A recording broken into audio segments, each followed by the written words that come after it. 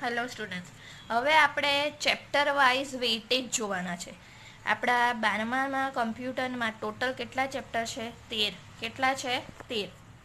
પહેલું, બીજું, ત્રીજું, ચોથુંથી લઈને 13 ચેપ્ટર છે. એમાંથી પહેલું ચેપ્ટર હતું કમ્પોઝરનો ઉપયોગ કરીને HTML ફોર્મની રચના. કમ્પોઝર કેવી રીતે યુઝ થાય, એમાં HTML ફોર્મ કેવી રીતે બને, સિમ્પલ ડિઝાઇનિંગ.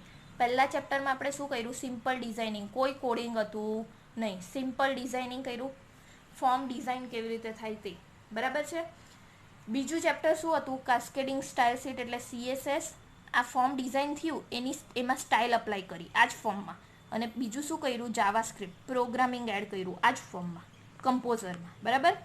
પહેલા ચેપ્ટરમાં શું કર્યું? ખાલી ડિઝાઇન કર્યું કમ્પોઝરમાં ફોર્મને. બીજા ચેપ્ટરમાં શું કર્યું? જે ફોર્મ ઓલરેડી ડિઝાઇન થયેલું હતું એમાં સ્ટાઇલ અપ્લાય કરી, એટલે ફોર્મ થોડું વધારે સારું બને, એટ્રેક્ટિવ બને. અને જાવાસ્ક્રિપ્ટ એટલે વેલિડેશન એડ કર્યા.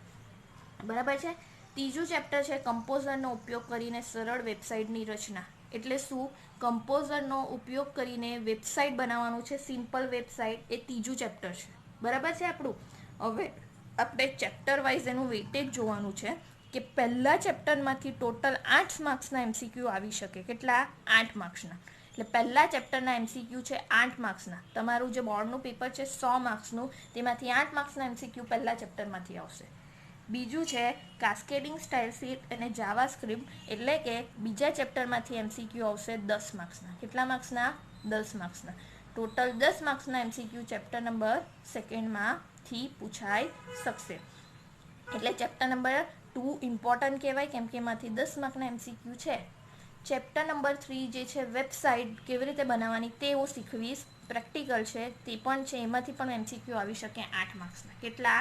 8 માર્ક્સના. બરાબર. આ ચેપ્ટર વાઇઝ વેટેજ છે, તો એ જોઈએ છે આપણે.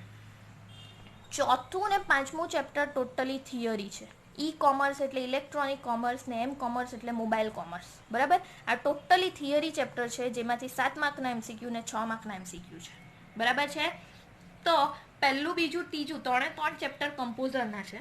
ચોથું, પાંચમું ચેપ્ટર ટોટલી થિયરી છે, કોમર્સ ને કોમર્સ, જે 7 ને 6 માર્ક્સના છે.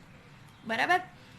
ચેપ્ટર નંબર 6, 7, 8, 9, 10, 11, 6 થી લઈને 11 આ બધા ચેપ્ટર જાવા લેંગ્વેજના છે. Most important chapters.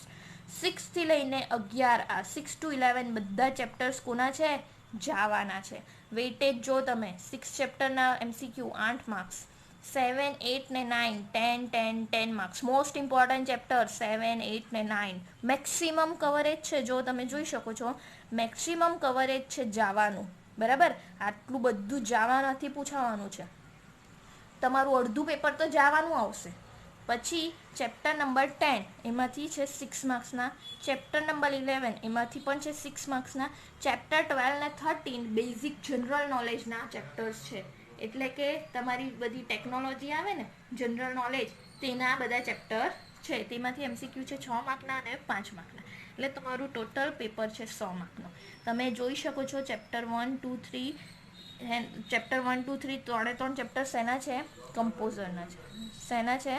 કમ્પોઝરના. 4th ને 5th થિયરી લેસન છે, કોમર્સ ને કોમર્સ.